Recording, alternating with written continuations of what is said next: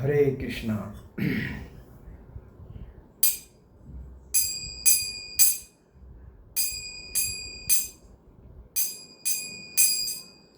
जय राधा माधव कुंज विहारी।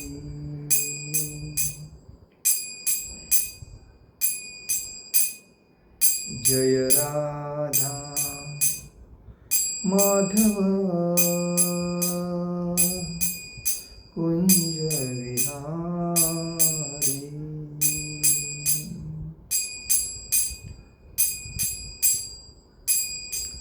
गोपीजन वल्लभ गिरिवरधारी।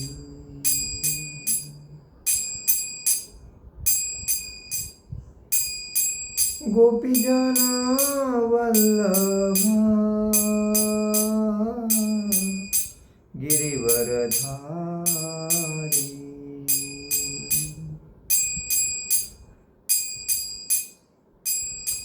यशोदानंदन ब्रज जनरंजन। यशोदानंदन ब्रज जनरंजन। यमुना तीरावनचारी। यमुना तीरावनचारी। जय राधा माधव कुंज विहारी।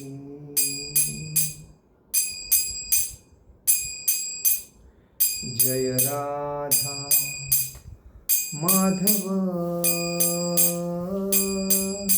कुंज विहारी।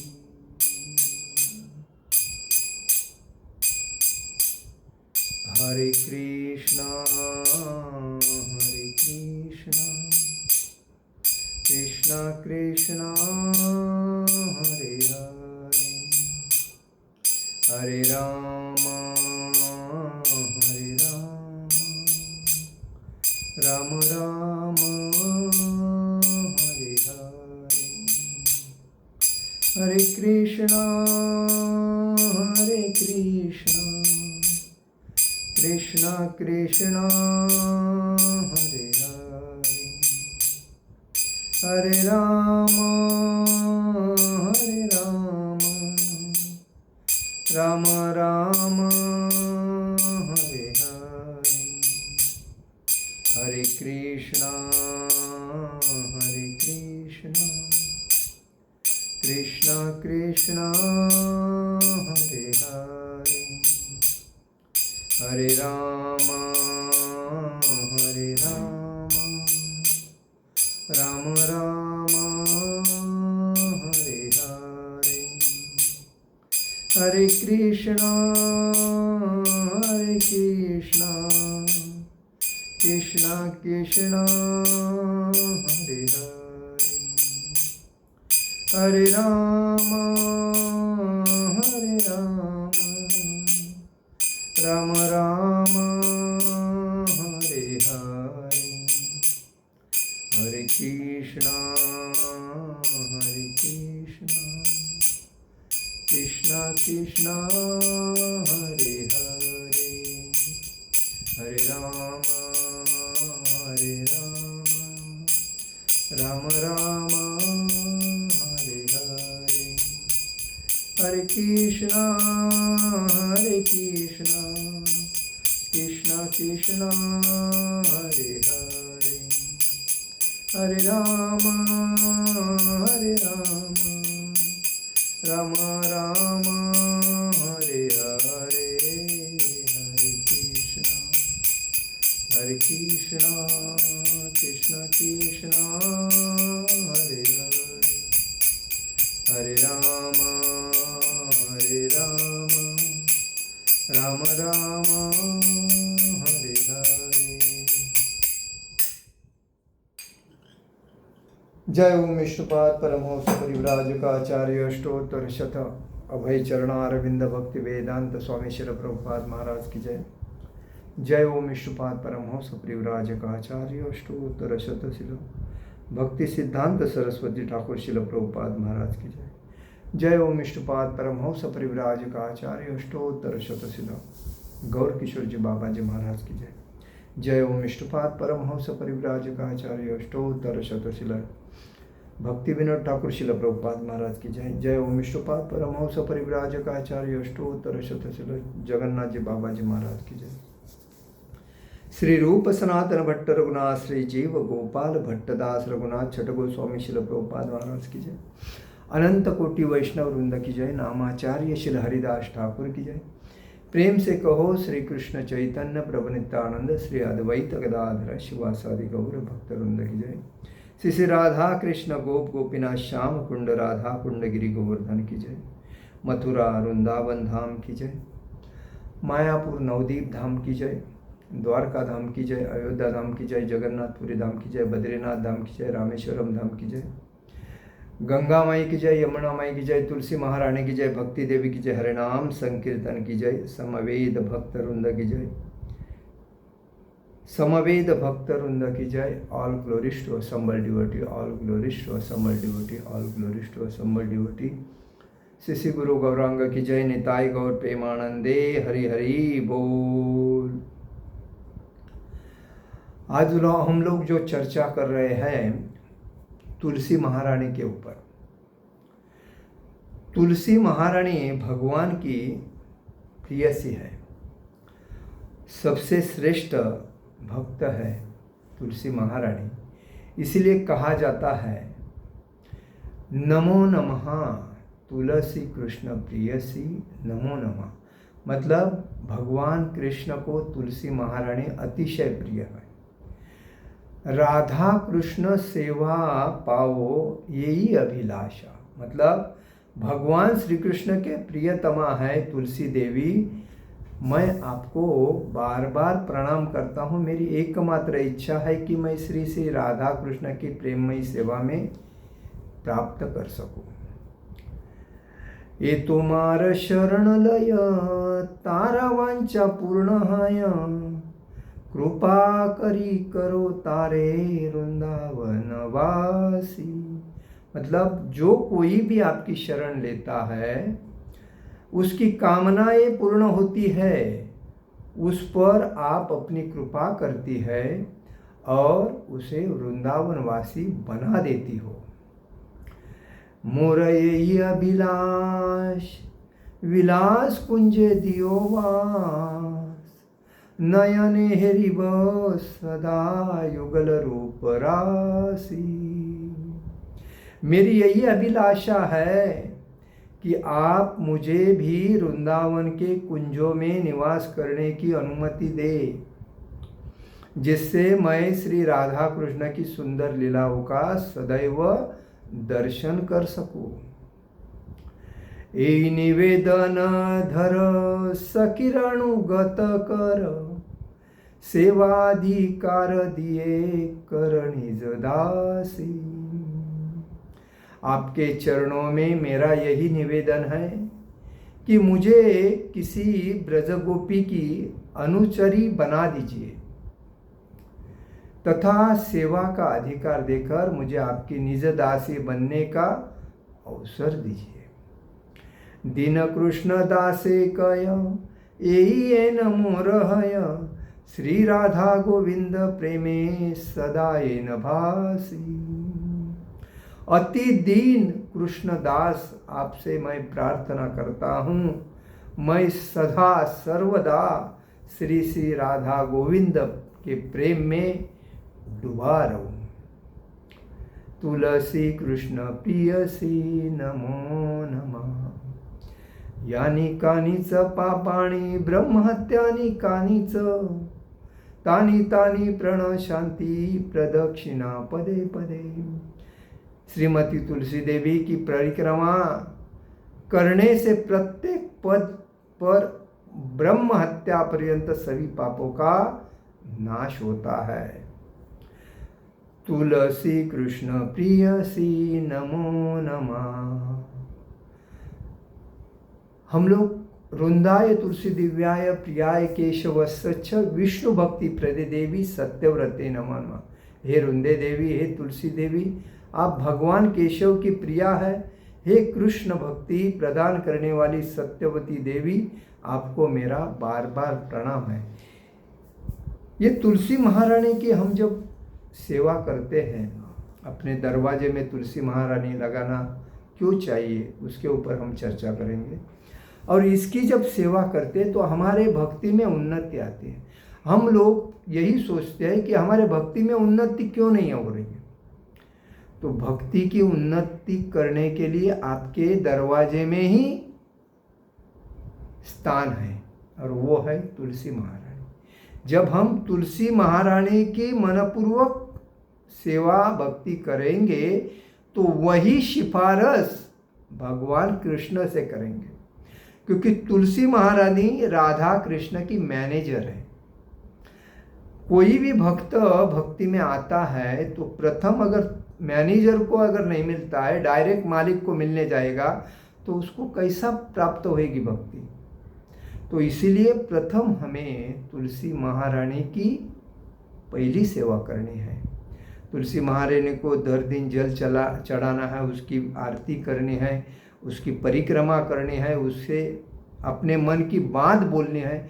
उसके बाद वो सिफारिश करती है भगवान कृष्ण के पास कि हे प्रभु, ये भक्त है, दीन दयालु है और भक्ति में प्रगति करना चाहता है, इसके ऊपर थोड़ी आप कृपा कर दो। तो वो भगवान सुनते हैं बात को, और उसी बेसिस पे भक्ति में प्रगति होती है। आज तक जितने भी लोग बोलते हैं कि प्रभु जी हमारे भक्ति में प्रगति क्यों नहीं होती है, मेरे को बहुत पूछते हैं। भक्ति में प्रगति ऐसी नहीं होती है।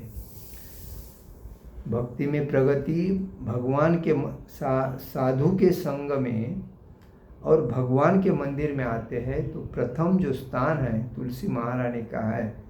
तो तुलसी महारानी की भक्ति करते करते साधु संग की भक्ति करनी चाहिए, तभी है।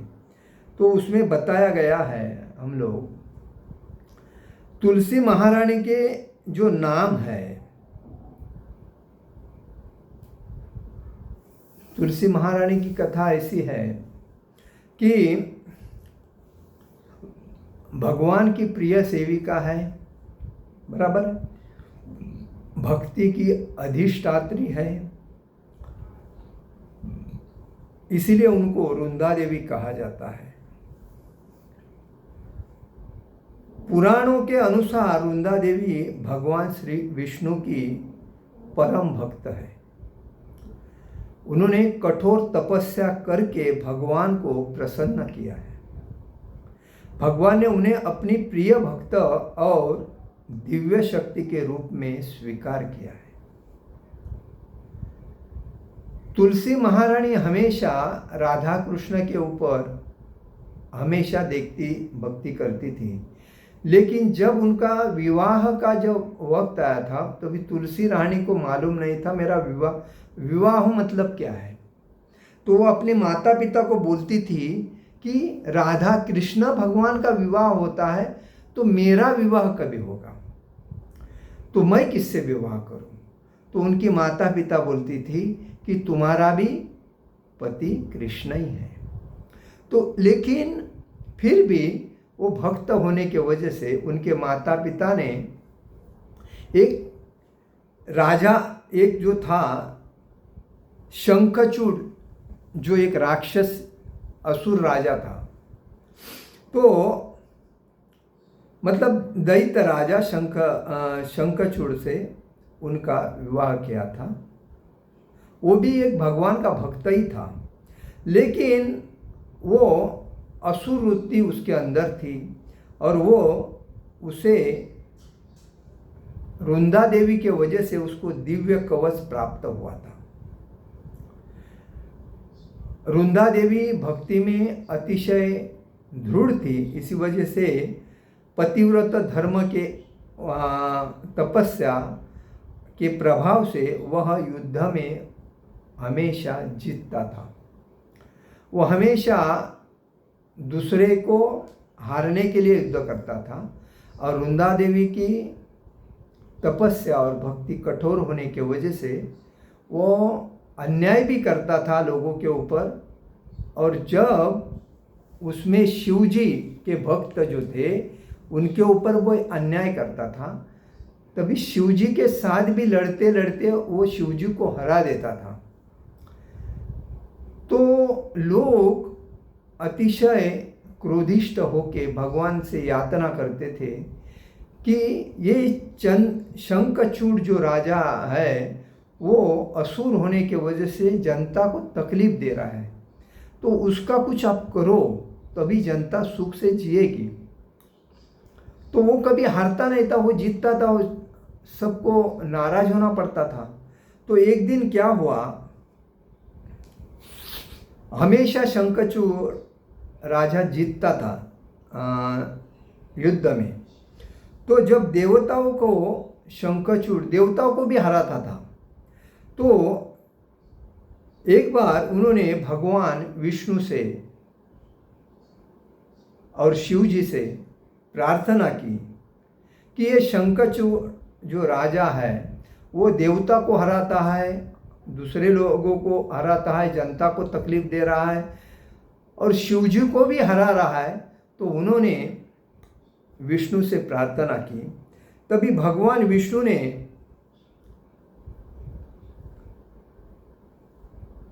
भगवान शिव जी शंखचूड़ से युद्ध करने लगे। उन्होंने जब युद्ध किया, भगवान शिवजी ने जब शंखचूड़ से युद्ध किया, फिर भी वो हारने लगे। तो वो क्यों हार रहे थे? क्योंकि रुंदा जो देवी थी उसकी भक्ति अतिशय कठोर थी और शुद्ध भक्ति थी, दृढ़ भक्ति थी। और उसके भक्ति, जब पत्नी भक्ति करती है तो उसका फायदा पति को होता है। इसलिए कहा जाता है जो भक्त जिस घर में होता है उसके घर के सभी जो व्यक्ति होते हैं उस घर में, उनको सभी को उस भक्ति के वजह से उनका फायदा होता है। भगवान उनकी सबकी संरक्षण करते हैं। इसलिए जैसा कहा जाता है, जिस घर में मंत्री पद मिलता है या कोई आमदार या खासदार मंत्री अधिकारी बनता है तो उसको सरकार पूर्ण सिक्योरिटी देती है, बराबर है, उनके बच्चों को, उनके माता पिता को देती है कि नहीं। तो ये सब उस भक्ति में पवित्र हो जाते हैं। तो वैसा ही रुंदा देवी के वजह से उसका जो पति था शंखचूड़ वो संरक्षित होता था। तो वो शिवजी से जब युद्ध करने लगा तो शिवजी को भी हरा दिया। तो इस वजह से भगवान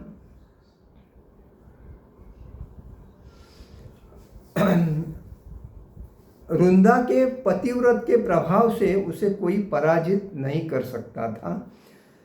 तो भगवान विष्णु ने एक दिन शंखचूड़ का रूप धारण किया। जब उनके पास सभी कंप्लेंट लेके गए थे कि ये शंखचूड़ राजा हमें सता रहा है, देवता और बाकी राज्य के राजा जब उनके पास कंप्लेंट लेके गए तो भगवान विष्णु ने शंखचूड़ का रूप ले लिया और रुंदा के सामने प्रकट होकर उसके पतिव्रता की रक्षा शक्ति को भंग कर दिया। तो शंखचूड़ का वेश परिधान करके भगवान विष्णु रुंदा के पास गए। रुंदा देवी ने नहीं पहचाना, उन्हें लगा कि मेरा पति है। भगवान विष्णु उस रूम में आए थे तो उन्होंने कहा मेरा पति है। उसके साथ रुंदा देवी रात को पूर्ण रात बिताई और उनके साथ जो प्रेम संबंध सब कुछ किया। और उसके बाद वो जब प्रेम भंग हो गया, पतिव्रत का जो प्रेम भंग हो गया, क्योंकि इन्होंने उसके साथ जो किया शरीर संबंध, तो उस वजह से पतिव्रता भंग होने से शंखचूड़ राजा जो युद्ध कर रहा था शिवजी के साथ, वो उधर हार गया। और हारने के बाद शिवजी ने उनका जो धड़ पूर्ण शरीर से अलग कर दिया। तो वह जो धड़ था वो धड़ आके रुंदा के सामने गिरा। रुंदा देवी आश्चर्य हो गई, अरे मैं मेरे पति के सामने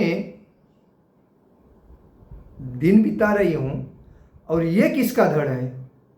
तो उसको शंका आई और उसने देखा कि आप कौन हो। उन्होंने भगवान विष्णु से कहा कि आप कौन है फिर, ये अगर मेरे पति का अगर धड़ है तो इसका मतलब आपने मेरे से छल किया। तभी भगवान विष्णु ने कहा, देखो तुलसी महारानी, रुंदा देवी, आपका जो शंखचूड़ जो पति है वो असुर भावना से देवता को त्रस्त कर रहा है, शिवजी को त्रस्त कर रहा है, और कभी आपके भक्ति के वजह से वो अपने युद्ध में हमेशा जीतता है और लोग परेशान हो रहे हैं। और मेरे पास हर व्यक्ति कंप्लेंट लेके आ रहा है, मैं क्या कर सकता हूँ, मैं कैसा बचा सकता हूँ लोगों को, क्योंकि सब लोग मेरे ऊपर डिपेंड है। तो इसीलिए मुझे ये कृत्य करना पड़ा, क्योंकि आप मेरे प्रिय भक्त हो, मैं आपकी भक्ति को मानता हूँ। तो वो हिसाब से जब शंखचूड़ का धड़ उनके सामने गिरा, तभी पतिव्रता शक्ति समाप्त हो गई और भगवान शिव ने शंखचूड़ का वध कर दिया। तभी रुंदा देवी ने विष्णु भगवान को शाप दिया। जब रुंदा को ज्ञात हुआ कि उनके साथ छल हुआ है, तो उन्होंने भगवान विष्णु को शाप दिया कि वे पत्थर बन जाएंगे। रुंदा के शाप से भगवान शालिग्राम शिला का रूप धारण किया। तब रुंदा देवी ने जब देखा कि मेरे साथ छल हुआ, तो उन्होंने तुरंत भगवान विष्णु को श्राप दिया कि आप इसी वक्त पत्थर हो जाओगे। तो भक्ति में इतनी शक्ति है। जो भक्त दृढ़ता से, शुद्ध भक्तों के कठोरता से भक्ति करता है, वो किसी से डरता नहीं है। भली भगवान उसके साथ छल करे तो भी भगवान को वो श्राप देता है। तो ये तुलसी महारानी के माध्यम से हम समझ सकते हैं। तो भगवान भक्त के अधीन है, इसीलिए भगवान बोलते हैं भक्त माम जानाति, भक्त ही मुझे जान सकता है, बाकी कोई नहीं जान सकता है। और इसीलिए तो उसी वक्त भगवान ने, विष्णु भगवान शालिग्राम का रूप हुआ। तो शालिग्राम की शिला क्यों बोलते हैं? क्योंकि तुलसी महारानी ने भगवान को श्राप दिया था, इसीलिए भगवान के शालिग्राम विग्रह के साथ तुलसी रानी का विवाह होता है, क्योंकि उनका संग हुआ है। तो रुंदा ने अपने शरीर का त्याग कर दिया। उसी टाइम जब रुंदा को ज्ञात हुआ तो उन्होंने उनको बोला, भगवान आप पत्थर बन जाओगे। तो भगवान शालिग्राम शिला में रूपांतर हो गए।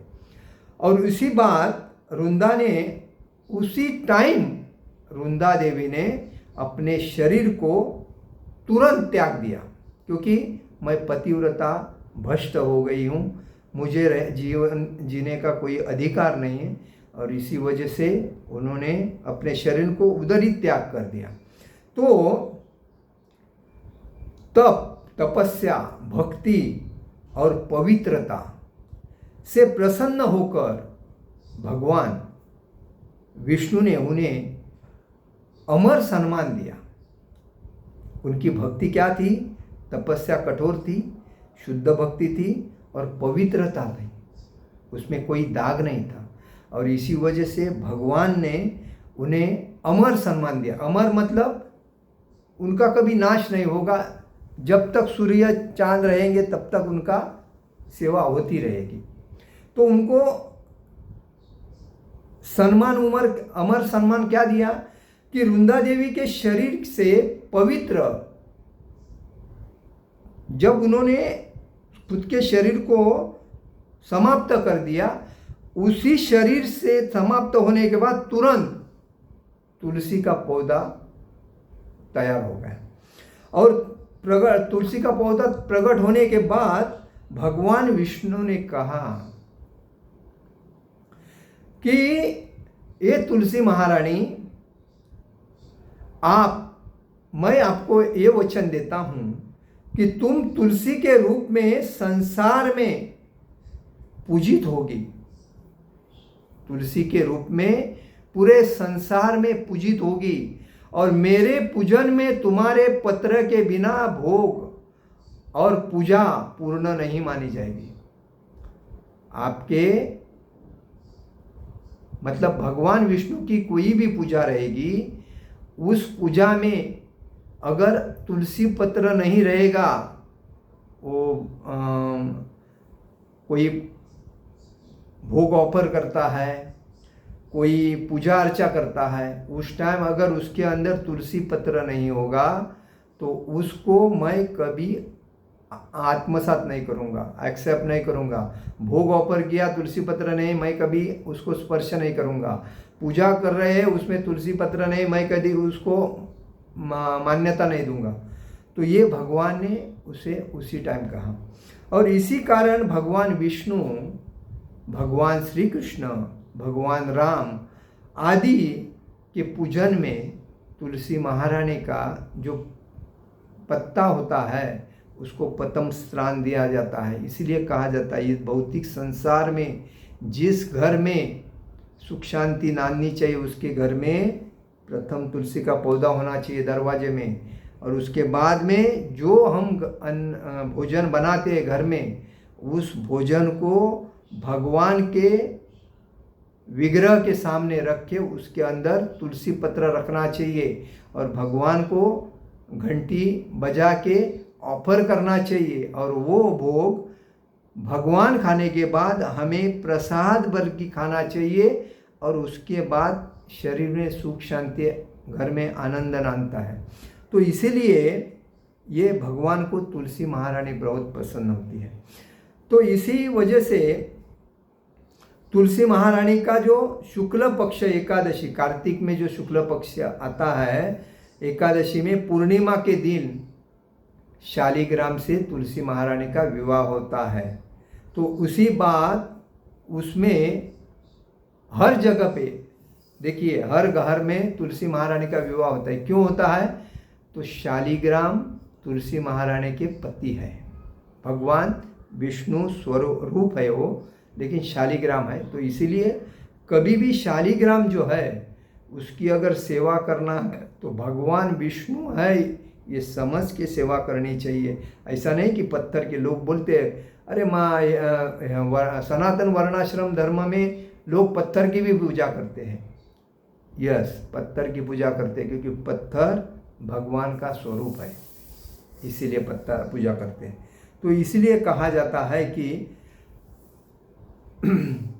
तुलसी महारानी का विवाह भगवान के शालिग्राम स्वरूप से किया जाता है क्योंकि इसे अत्यंत शुभ माना जाता है। और इसमें कहा जाता है कि तुलसी भगवान श्री कृष्ण को अत्यंत प्रिय है। तुलसी दल के बिना भगवान विष्णु भगवान की पूजा अपूर्ण है। तुलसी की सेवा, तुलसी की परिक्रमा और तुलसी के पूजन से भक्ति में उन्नति होती है, भक्ति बढ़ती है। और तुलसी का सम्मान करने से आध्यात्मिक उन्नति होती है। और इसीलिए भक्ति में प्रगति करनी है तो हमें तुलसी महारानी को ज़्यादा पूजना चाहिए, उसकी देखरेख करनी चाहिए, बगीचा बनाना चाहिए अपने घर के बाजू में तुलसी महारानी का, और उसको चांटिंग करते करते परिक्रमा करनी चाहिए। देखो उन्नति कितनी होती है। और हर टाइम भगवान के भक्ति में तुलसी महारानी को, अगर फूल नहीं भी मिलेगा, तुलसी महारानी को अपने भक्ति में रखोगे, भगवान के सामने रखोगे, भगवान खुश।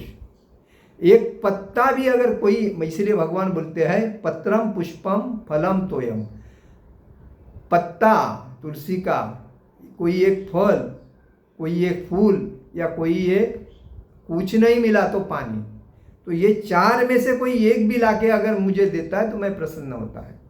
तो ये बात है। इसीलिए बोलते हैं रुंदा स्वरूपिणी तुलसी देवी, जो श्री केशव की अति प्रिय है और विष्णु भक्ति प्रदान करती है, उन्हें बार बार नमस्कार करना चाहिए। इसके बाद हम ये सोचते हैं कि तुलसी महारानी के नाम जो है वो कितने होते हैं। तुलसी महारानी के नाम तो, तुलसी पहला नाम है, वो उसका क्या अर्थ होता है कि अतुलनीय, जिसकी तुलना किसी से नहीं की जाती है, इसीलिए उसको तुलसी बोलते हैं। उसके बाद रुंदा देवी बोलते हैं। रुंदा देवी का नाम क्या अर्थ क्या है? अनेक दिव्य गुणों और भक्तों के समूह की अधिष्ठाती होती है। कौन? रुंदा देवी। उसके बाद रुंदावनी कहते हैं, उनका तीसरा नाम क्या है? रुंदावनी। तो वृंदावन धाम की स्वामिनी है वो, इसीलिए उनको क्या बोलते हैं? वृंदावनी। चौथा उनका नाम है विश्व पूजिता, मतलब संपूर्ण जग द्वारा उनकी पूजा की जाती है, इसीलिए विश्व पूजिता। और पांचवा नाम क्या है? विश्व पावती। क्या है? विश्व पावती, मतलब संसार को पवित्र करने वाली। विश्व पावती मतलब संसार को, ये कलयुग में जो दुख भोग रहे हैं, इसका मतलब क्या है? वो तुलसी महारानी की पूजा नहीं कर रहे हैं, अपने भौतिक लक्ष्मी की पूजा कर रहे हैं, माया की पूजा कर रहे हैं, और इसीलिए दुख भोग रहे हैं। अगर वो सब तुलसी महारानी की पूजा करके भगवान विष्णु की पूजा, भगवान राधा कृष्ण की पूजा करेंगे, तो वो कलयुग से दूर रहेंगे और वो संसार को पवित्र करने का उनका ये नाम है विश्व पावती। उनका छठवां नाम है पुष्पसारा। पुष्पसारा मतलब सभी पुष्पों में श्रेष्ठ। पुष्पसारा मतलब सभी पुष्प, मतलब जितने भी फूल है उस सभी पुष्पों में सर्वोच्च स्थान तुलसी महारानी का है। इसलिए मैं अभी क्या बोला, अगर कोई पुष्प नहीं मिलता है, तुलसी महारानी का पत्ता भी अगर भगवान के सामने रखोगे, भगवान खुश। बाकी किसको मानते नहीं भगवान, तुलसी महारानी मिल गई, भगवान खुश। क्यों? पवित्र, शुद्ध, प्रसन्न, इसलिए पुष्पसारा, सभी पुष्पों से श्रेष्ठ। नंदिनी, तुलसी महारानी का दूसरा नाम है नंदिनी। नंदिनी का अर्थ क्या होता है? आनंद प्रदान करने वाली, हमेशा खुश, आनंद, किसी से गुस्से में नहीं बोलने वाली, प्रसन्न करने वाले, दूसरे का मतलब उनके ऊपर देखने के बाद ही लोग खुश हो जाते, उसको बोलते हैं नंदिनी। कृष्ण जीवनी, कृष्ण जीवनी, भगवान श्री कृष्ण के जीवन के समान प्रिय। कृष्ण जीवनी मतलब भगवान का जो जीवन है उसी के जैसा जीवन में सम्मान प्राप्त करना, मतलब समान रूप से प्रिय, भगवान के जैसी प्रिय, इसीलिए कृष्ण जीवनी। भगवान श्री कृष्ण के जीवन के समान प्रिय है वो सबको। और उनका 9वां नाम है विष्णु प्रिया। भगवान विष्णु को अतिशय प्रिय है, इसलिए उनका नाम क्या है? विष्णु प्रिया।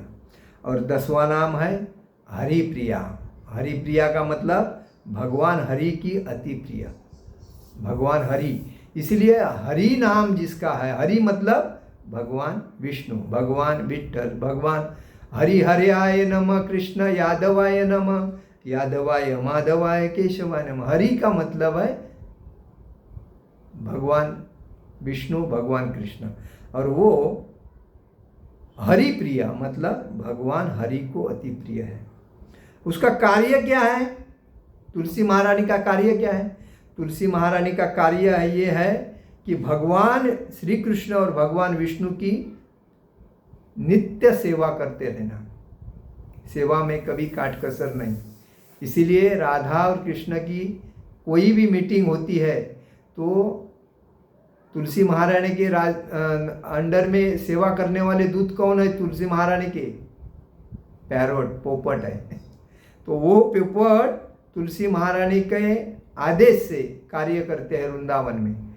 तुलसी महारानी राधा कृष्ण की जहाँ मीटिंग है, जहाँ आज मिलन है, वहाँ की अरेंजमेंट पैरोट के माध्यम से करेगी तुलसी महारानी का कार्य। इसीलिए जो पोपट है वो सब तुलसी महारानी के अंडर में सेवा करते हैं वृंदावन में।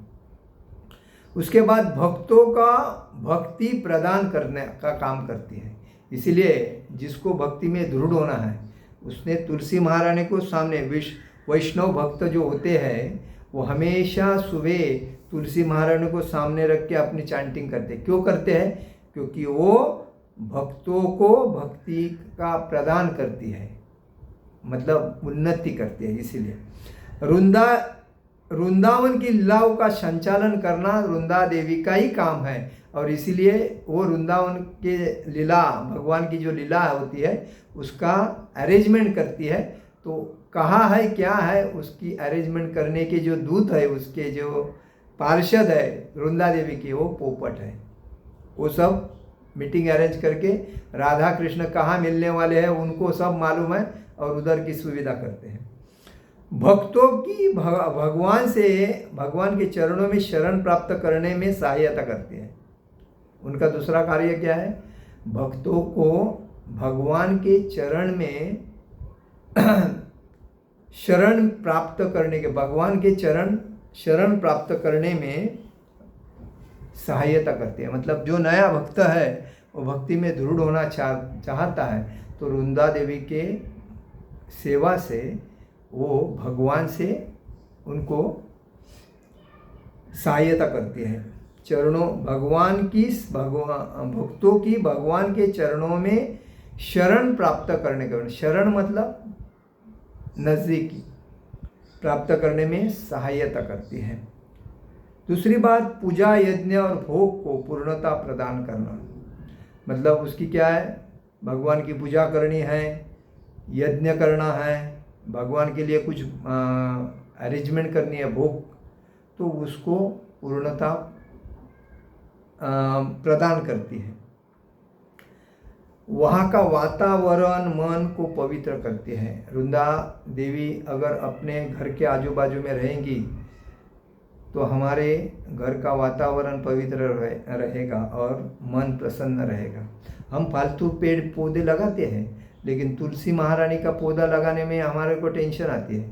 तो घर के आजू बाजू में ज़्यादा करके फूल के और तुलसी महारानी के लगाना चाहिए पौधे, क्योंकि उससे हमारे घर का वातावरण शुद्ध और पवित्र बनता है, मन प्रसन्न होता है। और उसके बाद भक्तों के आध्यात्मिक जीवन का पोषण करती है। भक्ति में जब दृढ़ होता है भक्त, हमेशा भक्ति में दृढ़ होता है तो उनके आध्यात्मिक जीवन को मजबूत करती है, पोषण देती है। और उसके बाद राधा और कृष्ण की निकुंज लीला, जो निकुंज लीला की व्यवस्था करना, ये राधा रानी का मुख्य काम है। और ये काम जो है वो हमेशा अपने असिस्टेंट पोपट के माध्यम से वो वृंदावन के यमुना के किनारे में उसके लीलाएं चलती रहती हैं। ये बात है। इसीलिए कहा जाता है वृंदावनी विश्व पूजिता विश्व पावनी, पुष्पसारा नंदिनी च तुलसी महाकृष्ण जीवनी। तो ये बात क्यों है? क्योंकि वृंदावनी विश्व पूजिनी, वृंदावनी विश्व पूजिता विश्व पावती, पुष्पसारा नंदिनी च तुलसी कृष्ण जीवनी। मतलब पूर्ण वृंदावन की विश्व को पूजने वाली, विश्व को पावन करने वाली और पुष्प में श्रेष्ठ नंदिनी मतलब आनंद देने वाली, और तुलसी महारानी कृष्ण के समान जीवन अर्पण करने वाली। इसलिए हमें तुलसी महारानी के ज़्यादा से ज़्यादा सेवा करनी चाहिए। तुलसी महारानी की सेवा करने से ही हमारे जीवन में भक्ति की प्रगति होती है। और इसीलिए हर जो व्यक्ति तुलसी महारानी को, कोई लोग देखो महाराष्ट्र में विट्ठल की भक्ति करते हैं लोग, तो जब आषाढ़ी एकादशी रहती है तभी लोग तुलसी का पौधा अपने सर पे लेके जाते हैं और वो थकते नहीं हैं, आनंद से लेके जाते हैं। क्यों? तुलसी की सेवा करते हैं। इसलिए सभी लोगों को ये समझना चाहिए, तुलसी महारानी की सेवा करने से भक्ति में प्रगति होती है और भगवान प्रसन्न होते हैं उस भक्त से, और उसके बाद उसकी मन की इच्छा ही तृप्त होती है। इसलिए हमें तुलसी महारानी की पूजा करना ज़्यादा महत्व की है। वृंदाय तुलसी दिव्याय प्रियाय केशव सच्च विष्णु भक्ति प्रदे देवी सत्यव्रते नमो नमः। हरे कृष्ण कृष्ण कृष्ण हरे हरे, हरे राम राम राम हरे हरे। तुलसी महारानी की जय। श्रील प्रभुपाद महाराज की जय। परम पूज्य लोकनाथ स्वामी महाराज की जय। निताई गौर प्रेमानंदे हरि हरि बोल। इस वीडियो को आप ज़्यादा से ज़्यादा शेयर कीजिए, क्योंकि लोगों को तुलसी महारानी का महत्व समझे और लोग अपने दरवाजे में तुलसी का पौधा लगा के अपने जीवन में भक्ति का अंकुर प्रकट करें और अपने जीवन को सार्थक करें। हरे कृष्णा।